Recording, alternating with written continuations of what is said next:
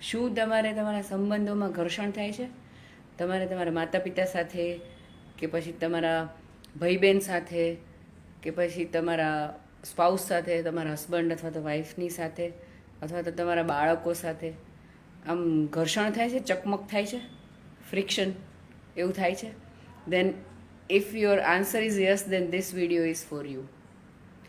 ક્યારે પણ રિલેશનશિપમાં ફ્રિક્શન આવે કે પછી સંબંધોમાં જે ઘર્ષણ થતું હોય, તો એને એકદમ સિમ્પ્લિફાય કરીએ તો કઈ રીતે કરી શકાય કે એ જે પણ ફ્રિક્શન છે એ એક જ વસ્તુના કારણે છે કે સહમત નથી.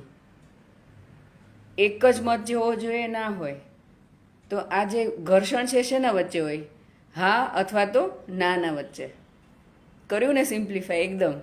એક માણસ હા કહેતું હોય અને એક માણસ ના કહેતું હોય, અને એના કારણે ફ્રિક્શન થાય રિલેશનશિપમાં. બરાબર? તો અત્યારે એક સમજવાની વસ્તુ એ છે સૌથી વધારે કે when you have friction in your relationship, so the universe wants you to develop few skills. એટલા માટે થાય છે. સપોઝ યુ સે દેટ તમે જ્યારે નાના હતા ને બાળક હતા ને તો તમારામાં પેશન્સ બહુ જ ઓછી હતી. તો પછી છે ને universe will bless you with a person in your life, નજીકના રિલેશનશિપમાં, કે તમારો ભાઈ હોય કે તમારી બેન હોય કે તમારા પેરેન્ટ્સમાંથી કોઈ હોય કે બાળકો હોય કે તમારા સ્પાઉસ હોય કે તમારા ઇનલોઝમાંથી જે નજીકમાં ઘરમાં રહેતા હોય, તમારા મધર ઇનલો કે સિસ્ટર ઇનલો કે ફાધર ઇનલો. તો એ વ્યક્તિ છે ને એ માણસ બધી વસ્તુ એટલી ફટાફટ એટલે તમારું જે પેશન્સ લેવલ હોય ને, પેશન્સ લેવલ એ તમારે ડેવલપ કરવાનો તમને પૂરેપૂરો મોકો આપે. રાઈટ? તો યુનિવર્સ વિલ બ્લેસ યુ કે અચ્છા તારામાં પેશન્સ ખૂટે છે ને, તો let me bless you with a person કે જે તારી પેશન્સ જે છે ને એને વધારે ને વધારે ઇમ્પ્રૂવ કરે. કોઈક એવું કે એમને છે ને સમજણ એમ થાય કે આમને આટલી સિમ્પલ વસ્તુમાં સમજણ કેમ નહીં પડતી હોય, એમને એવો પ્રશ્ન થાય. તો તમને યુનિવર્સ વિલ બ્લેસ યુ કે તમારી પોતાની સમજણ શક્તિ વધારે. ઓ અચ્છા આવું હતું એટલા માટે. તો તમારી અંદર જે ટ્રેટ ખૂટતો હોય ને એ વિકસિત કરવા માટે તમારી જિંદગીમાં universe will bless you with those kind of people કે જેના કારણે તમારી અંદર ચેન્જ આવે. બરાબર? કોઈ માણસ બહુ જ પરફેક્શનિસ્ટ હોય, બરાબર, અને એનું જે નજીકનું સર્કલ હોય ને એની અંદર એક માણસ એવો હોય કે ઉડઝૂડ બધું ગમે તેમ કામ કરીને મૂકી દે કે કામ પતી ગયું.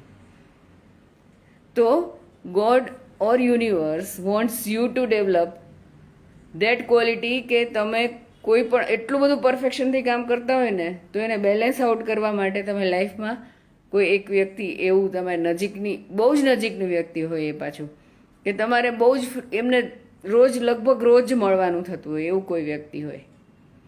રાઈટ? તો તમે જ્યારે પણ તમે કોઈ બી વસ્તુ માટે ઇરિટેટ કે ફ્રસ્ટ્રેટ થઈ જાઓ ને ત્યારે આ વસ્તુ ખાસ યાદ રાખજો કે જ્યારે પણ ફ્રિક્શન શેના માટે થાય? તમારામાં યુ આર વિશિંગ દેટ કે આ વસ્તુ થવી જોઈએ અથવા તો આ વસ્તુ ના થવી જોઈએ, અને તમારે જે નજીકનું માણસ છે તમારી લાઈફમાં એ માણસ તમે જે વિચારતો હોય એના કરતાં ઓપોઝિટ જ કરે. તમે યસ કહો તો નો કે, અને તમે નો કહો કે નો અત્યારે નથી કરવાનું તો કે ના અત્યારે જ કરવાનું છે. રાઈટ? તો પેશન્સનો ગુણ તમારી અંદર વિકસિત થાય એના માટે યુનિવર્સ ઇઝ બ્લેસિંગ યુ. બરાબર?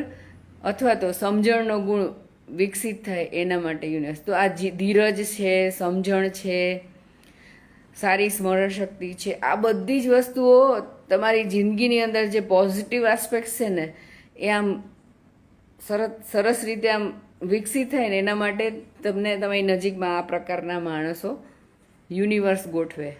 રાઈટ? તો હવે છે ને ક્યારે પણ તમને એવું થાય ને કે અરે આ કેમ આટલું નથી સમજતી, અરે આ કેમ આવું કરે છે, આ કેમ આટલું નથી સમજતો, આવા પણ જ્યારે પણ તમને પ્રશ્નો થાય ને ત્યારે પ્લીઝ રિમેમ્બર કે universe is blessing you so that you can develop that skill in your self. So that's it for today, and thank you so much for listening to me. Please live healthy and happy life, and thanks for your time and focus. So when you love someone, you please time, અને એકલો time આપવાથી નહીં પતે, so you please give your focus to them. So bye bye, take care, see you soon.